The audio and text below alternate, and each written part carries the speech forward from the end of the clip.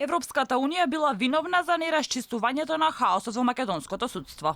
Власта последниве денови по отварањето на сите скандали и афери кои го тресат правосудниот систем ја смени реториката, па сега тврди дека Брисел им забранил да извршат ветинг на судиите.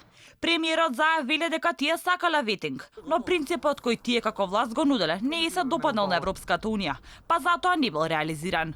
Европската унија бара прво да се најдат начините, добро да се осмисли, заради тоа што искуството во Албанија покажа дека ветингот сериозно создава поголема одговорност, ефикасност и слично, но таму се испразнија некои 200 места и нема од каде да ги пополнат.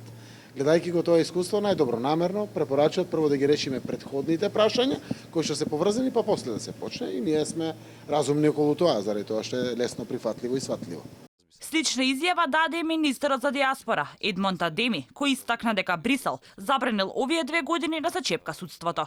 Од структурите и институциите на ЕУ имавме еден вид забрана во тој правец, земајќи ги во предвид фактите и аргументите што се случија во Албанија. Денес во Албанија и по 1 година се уште немате уставен суд, затоа рековме добро, нема да има ветинг поради ЕУ и НАТО процесите во изминатите 2 години.